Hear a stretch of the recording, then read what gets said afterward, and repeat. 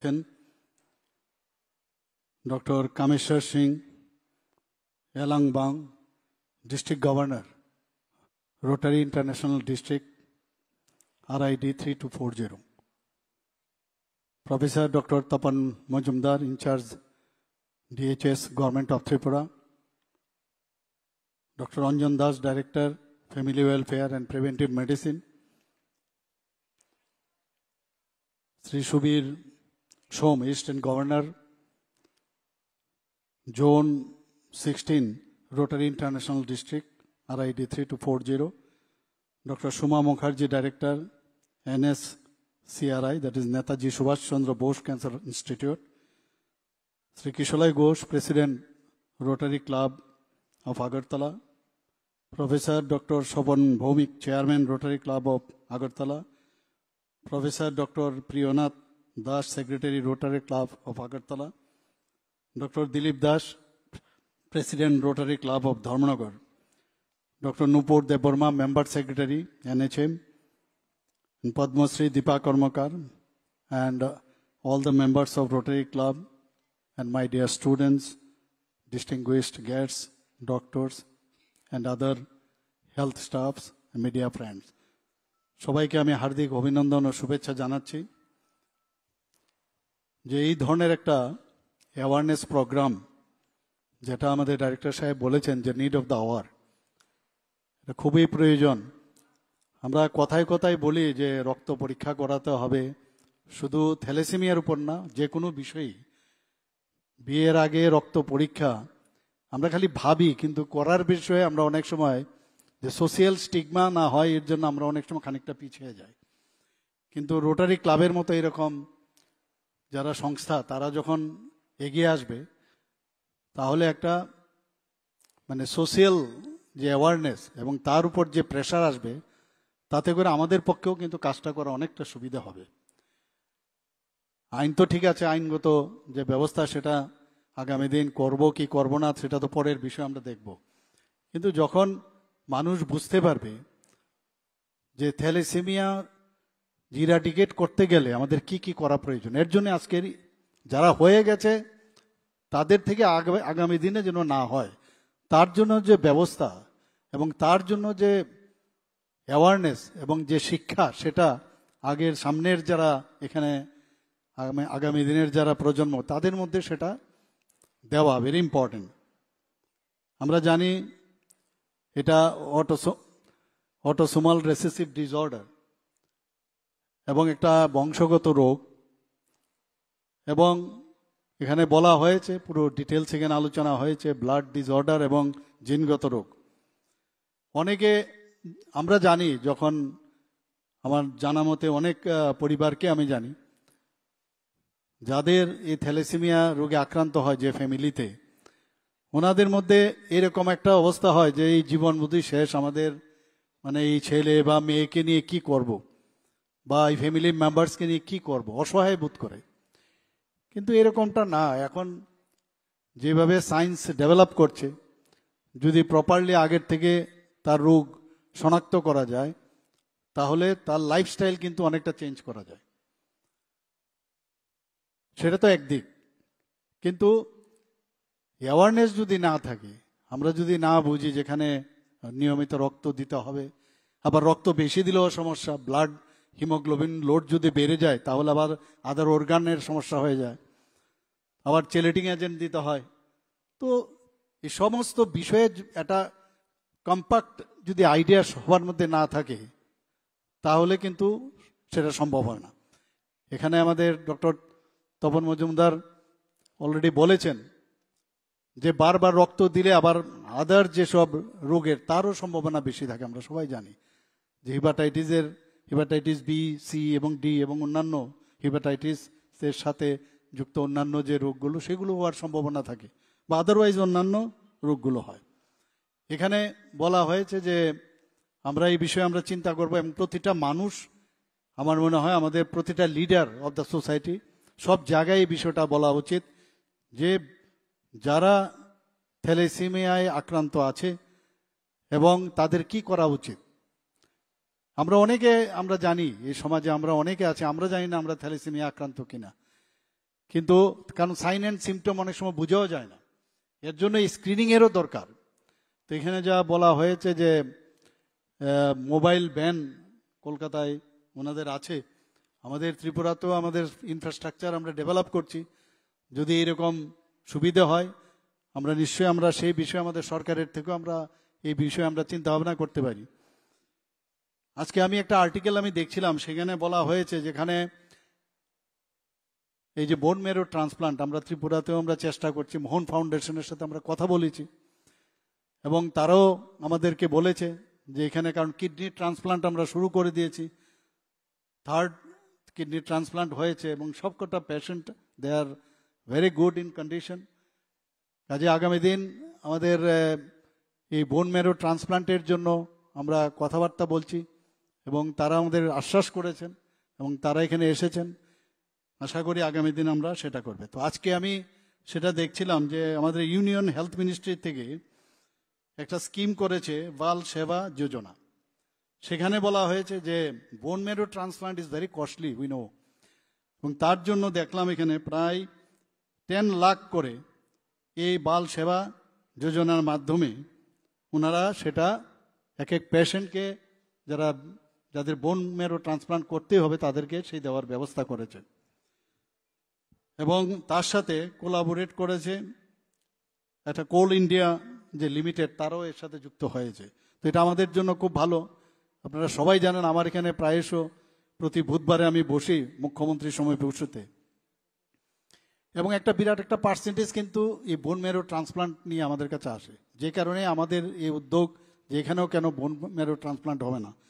তো যেহেতু এই ধরনের একটা স্কিম আমাদের ইউনিয়ন হেলথ মিনিস্ট্রি থেকে শুরু হয়েছে এবং 10 লাখ পর্যন্ত ওনারা হেল্প করবেন, আমাদের জন্য এটা এক্সট্রা পাওনা আমি বলবো।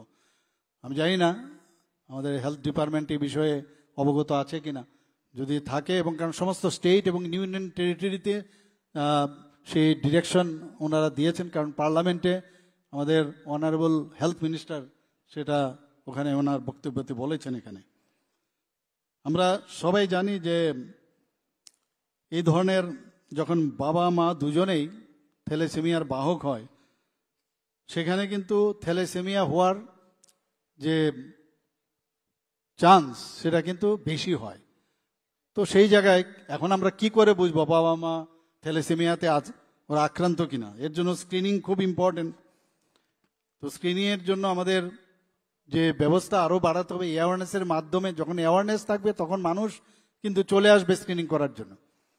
এবং আজকে এখানে যে রোটারি ক্লাব এত ফিলান্থ্রপিক ওনারা ওয়ার্ক করেন, কিছুদিন আগেও একটা, যেটা একটু আগে এখানের যিনি প্রেসিডেন্ট আছেন উনি বলেছেন যে জিবি হাসপাতালে আমরা একটা প্রোগ্রাম ওনাদের সাথে কোঅর্ডিনেশন করে 10 টাকা দিয়ে যারা পেশেন্ট আছে, পেশেন্ট পার্টির যারা আছে, তাদের দুপুরের খাবারের ব্যবস্থা ওনারা করেছেন এবং বিভিন্ন সময় ওনারা কিন্তু ওনাদের হাত বাড়িয়ে দেন যখন কোনো সমস্যা হয়।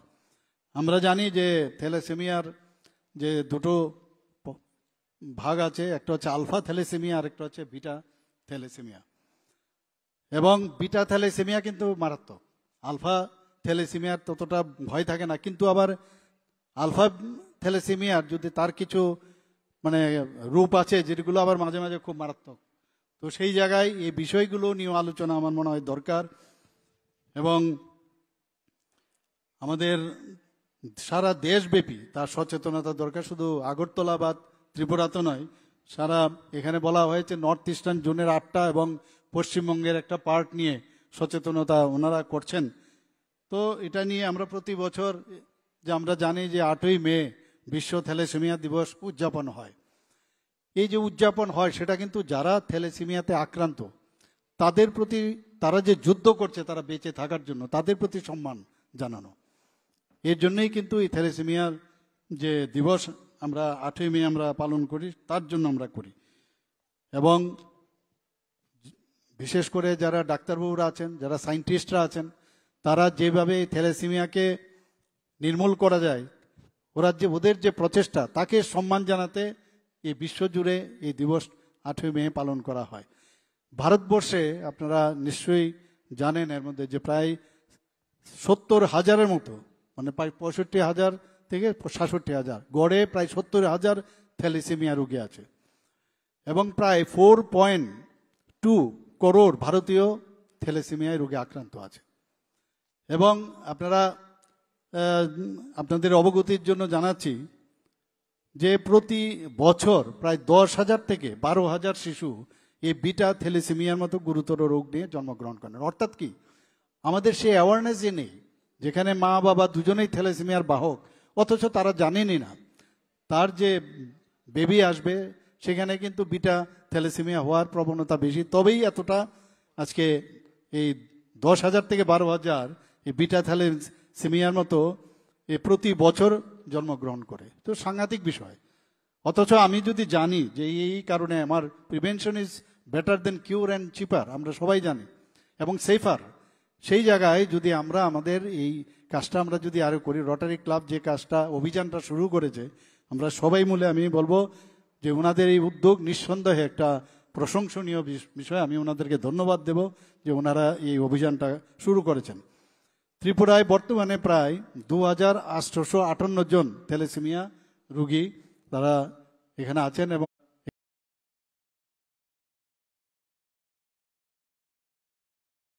আমাদের স্কুল ও কলেজ পড়ুয়াদের এখানে দেখছি অনেক যারা স্টুডেন্ট আসছে, আমি জানি ওরা they are not so much attentive, কারণ এখনো সেই রকম ম্যাচুরিটি আসেনি। কিন্তু ম্যাচুরিটি কিন্তু বয়সের সাথে হয় না। যখন এটাকে অ্যাড্রেস করা হবে প্রপারলি, যখন ফোকাস করবে, সেটার গুরুত্ব সম্পর্কে বোঝানো হবে বিভিন্নভাবে, স্কুল কলেজের ভিতরে, ক্লাসরুমে, আমাদের টিচারদের নিয়েও একটা ট্রেনিং করা দরকার। সেখানে যদি তারা যখন বলবে, এটা ক্লাস শুরু হওয়ার আগেই এই বিষয়গুলো নিয়ে আমার মনে হয় আলোচনা করা দরকার। আমি এই বিষয় নিয়ে আমি আমাদের স্কুল এডুকেশনের যারা আধিকারিকরা আছেন তাদেরকে আমি বলবো এই বিষয়গুলো নিয়ে কথা বলা। আমাদের এখানে ত্রিপুরাতে আমরা সবাই জানি যে এখানে যে হিপাটাইটিস তো আছেই, তাছাড়াও এখানে যেটা গুরুত্বপূর্ণ বিষয়, এখানে এখন ড্রাগ এডিকশন নিয়ে আমরা খুব চিন্তায় আছি। তো ড্রাগ এডিকশনকে আমরা নির্মূল করার জন্য আমরা তো যারা বিভিন্ন এজেন্সি আছে তারা তো কাজ করছে, কিন্তু অ্যাওয়ারনেস, সর্বত্র অ্যাওয়ারনেসের প্রয়োজন হয়। তো সেখানে আমরা কাজ করছি, কারণ ইন্ট্রাভেনাস ইনজেকশন যারা নিচ্ছে তাতে করে দেখা যাচ্ছে যে এইচআইভি ইনফেকশন হচ্ছে এখানে। এবং এইচআইভি ইনফেকশন একবার যখন হয় সেটা কিন্তু যায় না। কিন্তু সেখানেও যে স্কুল কলেজে থ্যালাসেমিয়ার থেকে আরম্ভ করে হিমোফিলিয়ার থেকে আরম্ভ করে সব বিষয়ে কিন্তু কথাবার্তা বলানো উচিত আমার মনে হয়। এবং হওয়ার আগে যদি জানে, নেক্সট জেনারেশন অনেক বেশি তাদের যখন জ্ঞান বৃদ্ধি হবে, আমাদের সোসাইটিতে নির্মলীকরণের যে চিন্তা ভাবনা হচ্ছে সেটা সম্ভব হবে। এইচআইভি কেন হয় আমাদের জানা দরকার, এবং এইচআইভির এই যে ইন্ট্রাভেনাস ইনজেকশনে বিশেষ করে, আরও অনেক কারণ আছে আমরা সবাই জানি, কিন্তু ইন্ট্রাভেনাস ইনজেকশনে এইচআইভি যখন হয় তখন আমাদের যদি প্রথমে এটাকে আমরা শনাক্ত করতে পারি, তাহলে কিন্তু ওই পেশেন্ট যে অ্যাডভান্স এইডসে কিন্তু সে যেতে পারে না। তো এইডস একবার হয়ে গেলে আমরা জানি অটো ইমিউন ডেফিসিয়েন্সির সিন্ড্রোম। প্রথমেই ডাব্লিউবিসিকে, হোয়াইট ব্লাড কর্পাসেলকে, এই এইচআইভি ভাইরাস যেটা সেটা অ্যাটাক করে, যাতে শরীরের যে আমাদের যে ডিফেন্সিভ মেকানিজম সেটা যেন আমাদের কম হয়। এইডসে কিন্তু মানুষ মরে না। এইডস যখন হয় কারণ সে অন্যান্য রোগের দ্বারা আক্রান্ত হয়, অপরচুনিস্টিক যে ইনফেকশনস আছে সেগুলো ধরে এবং তার কারণে মারা যায়। সেটা টিউবারকুলোসিস হতে পারে, সেটা অন্য সিফিলিস, গোনোরিয়া, যাই হোক, সব রোগ, যে কোনো রোগে আক্রান্ত হতে পারে, তাতে করে ইভেন ক্যান্সারও হয়।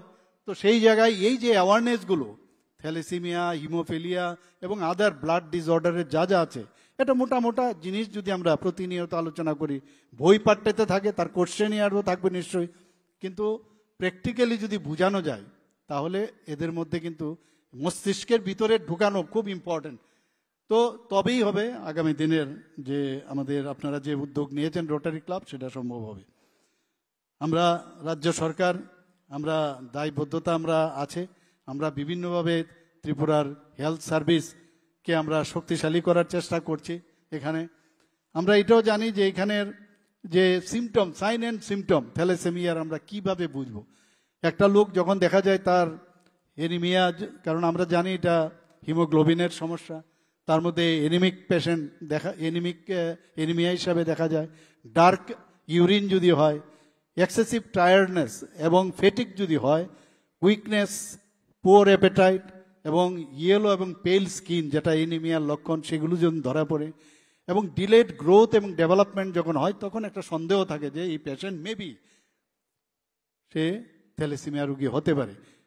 বোন ডিফর্মিটিস স্পেশাল ইন দ্য ফেস সাইডের মধ্যে বোন ডিফর্মিটি হয় এবং অ্যাবডোমিনাল সোয়েলিং পর্যন্ত হয়। তো এগুলো সাইন অ্যান্ড সিমটম। এগুলো তো ক্লাসের মধ্যে যখন আমরা ক্লাস নেই ডাক্তারবাবুরা তখন এগুলো বলে, কিন্তু যেহেতু অ্যাওয়ারনেসের বিষয় আছে, আমার মনে হয় সাইন অ্যান্ড সিমটম সম্পর্কেও এই ছেলে মেয়েদেরও বোঝানো দরকার যে আমার এরকম যদি সিমটম হচ্ছে, আমার খেতে খিদে পাচ্ছে, আমার শরীরের স্কিনগুলো যেন ইয়েলো হচ্ছে, আমার মানে এরকম কেন হবে, আমার যখন ইউরিনের ডার্ক ইউরিন হবে তখন একটা সন্দেহ, মা বাবাকে বলা, ডাক্তারের পরামর্শ নেওয়া। আমরা শুধু তাই নয় যে ডায়াগনোসিস তাহলে কি করা হবে, তো ব্লাড টেস্ট ইমিডিয়েটলি করা দরকার, কারণ এটার হিমোগ্লোবিন লেভেল সেটা দেখা দরকার এবং morphology of the blood cell আরবিসির তার যে সাইজ অ্যান্ড শেপ সেগুলো দেখতে হয় এবং ইলেকট্রোপোরোসিস হিমোগ্লোবিনের তারও কিন্তু পরীক্ষা করার পরে কনফার্মেটরি টেস্ট যে হ্যাঁ তুমি থ্যালাসেমিয়া রোগী। ফিজিক্যাল এক্সামিনেশন আমরা জানি যখন ডাক্তারবাবুরা দেখে যে পেল স্কিন, জন্ডিস এবং এনলার্জ স্প্লিন ইত্যাদি, প্রিনেটাল টেস্টিংয়ে আমরা যদি দেখি থ্যালাসেমিয়া আছে যে আনবর্ন বেবির, সেখানেও কিন্তু সেটাকে ডায়াগনোসিস করা যায়। এখানে বলা হয়েছে যে যখনই এখানে যদি বাচ্চার মার পেটে যখন থাকবে, যখন আনবর্ন বেবি যখন ডায়াগনোসড হয় যে সে থ্যালাসেমিয়া, তখন কিন্তু প্রশ্নটা উঠে, কারণ আইনেরও বিষয় আছে। তো আইনের বিষয়ে medical termination of pregnancy act ইন্ডিয়াতে যেটা আছে সে অনুযায়ী সেখানে যদি দেখা যায় মেজর থ্যালাসেমিয়া বাচ্চাদের যদি দেখা যায় সে উম্বের মধ্যে থাকে, তাহলে ইট ক্যান বি টার্মিনেটেড।